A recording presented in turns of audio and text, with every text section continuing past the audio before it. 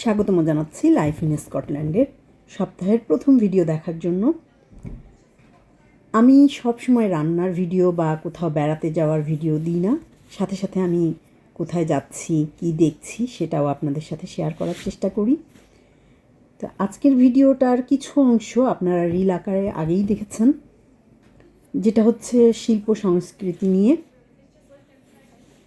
এক এক দেশের এক এক ধরনের পোশাক থাকে, এক এক ধরনের সংস্কৃতি থাকে, তারা বিভিন্নভাবে সেটা পালন করে বা লালন করে। আমাদের দেশে যেমন হ্যান্ডিক্রাফটটা অনেক পপুলার, সেটার পপুলারিটি আরও বেশি হয়েছে আড়ং থেকে। আড়ংয়ের সাথে আমরা ওতপ্রোতভাবে জড়িত, আমাদের ফ্যামিলি আর কি, এবং আমাদের বাসায়ও এই ধরনের কাজ হয়, যার জন্য এই জামা কাপড়গুলো দেখে আমার এত ভালো লেগেছে। আর এই যেখানে যে জামা কাপড়গুলো করা আছে সেটাও আরেকটা দেশের আরেকটা কালচারের জামা কাপড়, কিন্তু অনেকটাই সিমিলারিটি আছে আমাদের দেশের সাথে। Made here? They made here. Oh, good. Yeah. So this designer is called Ayam Hassan Musli. And it says his work is driven by experience of growing up under military occupation in Palestine. Yeah, but he's a Palestine designer who's based in London. Oh, good. Yeah. Thank you. He was getting sworn in. His wife was wearing, and it's machine embroidered tattoos, but she was the first person to wear Palestinian tattoos in like the Scottish Parliament. So. Oh, good. Thank you for the information.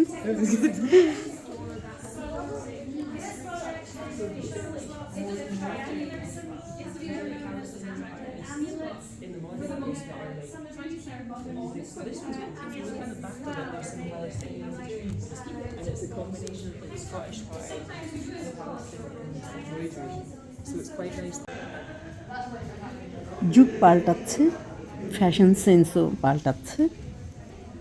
আগের মতো আর আমরা এত সুন্দর সুন্দর design করা বা unique কিছু পাই না।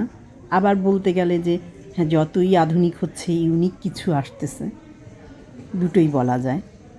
তারপরেও পুরানো জিনিস এবং আগের যে কাজগুলো, যে ধরনের ড্রেসগুলো আসলেই কিন্তু অন্যরকম। এটা কখনো পুরনো হয় না, মানে এটা সব সময়ই চলে। এখনও দেখবেন অনেকে শখ করে এই জিনিসগুলো পরে। এত নিখুঁত হাতের কাজ, আমি মানে সামনাসামনি দেখে অবাক হয়ে গেছি। যদিও বা বাংলাদেশেও এমন কাজ আমরা দেখেছি, আমাদের কারিগররাই করেছেন, তাদেরকে অনেক অনেক ধন্যবাদ।